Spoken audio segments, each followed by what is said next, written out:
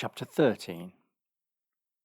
And it came to pass after this, that Absalom the son of David had a fair sister, whose name was Tamar, and Amnon the son of David loved her. And Amnon was so vexed that he fell sick for his sister Tamar, for she was a virgin. And Amnon thought it hard for him to do anything to her. But Amnon had a friend, whose name was Jonadab, the son of Shimeah, David's brother. And Jonadab was a very subtle man.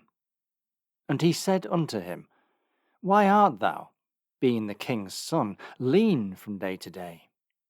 Wilt thou not tell me? And Amnon said unto him, I love Tamar, my brother Absalom's sister.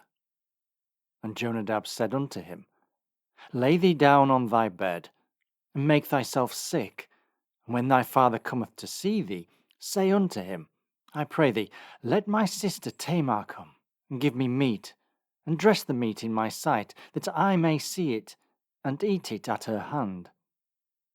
So Amnon lay down, and made himself sick. And when the king was come to see him, Amnon said unto the king, I pray thee, let Tamar my sister come, and make me a couple of cakes in my sight, that I may eat at her hand. Then David sent home to Tamar, saying, Go now to thy brother Amnon's house, and dress him meat. So Tamar went to her brother Amnon's house, and he was laid down. And she took flour, and kneaded it, and made cakes in his sight, and did bake the cakes. And she took a pan, and poured them out before him, but he refused to eat. And Amnon said, Have out all men from me. And they went out every man from him. And Amnon said unto Tamar, Bring the meat into the chamber, that I may eat of thine hand.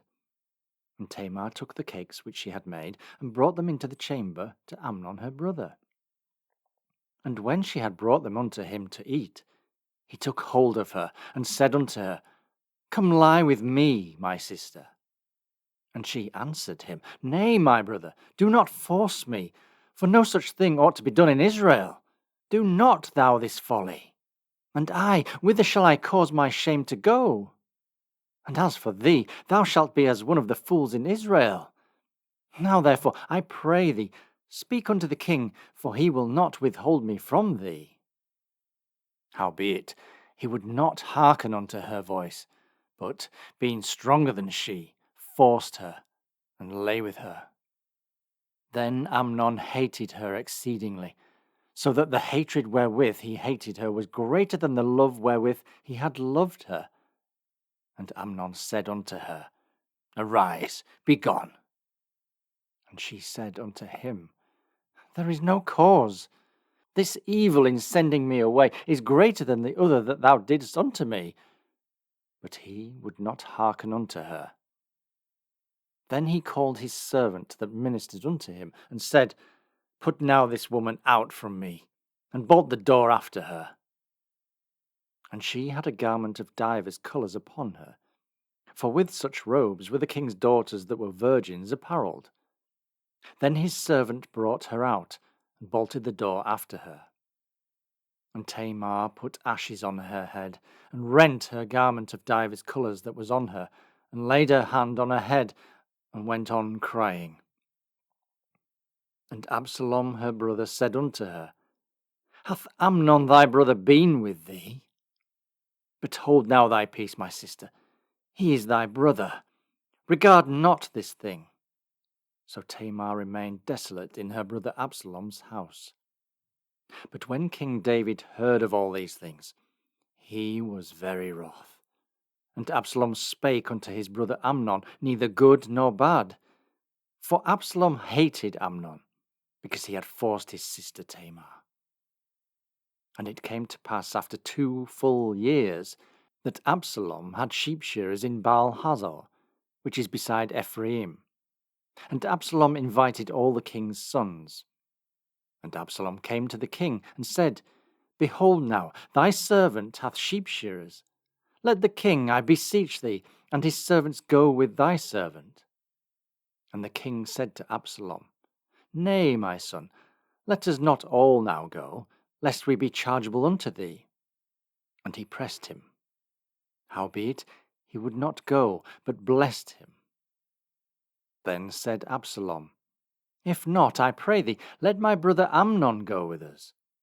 And the king said unto him, Why should he go with thee? But Absalom pressed him, that he let Amnon and all the king's sons go with him. Now Absalom had commanded his servants, saying, Mark ye now when Amnon's heart is merry with wine, and when I say unto you, Smite Amnon, then kill him, fear not. Have not I commanded you? Be courageous and be valiant. And the servants of Absalom did unto Amnon as Absalom had commanded. Then all the king's sons arose, and every man gat him up upon his mule and fled. And it came to pass, while they were in the way, that tidings came to David, saying, Absalom hath slain all the king's sons, and there is not one of them left.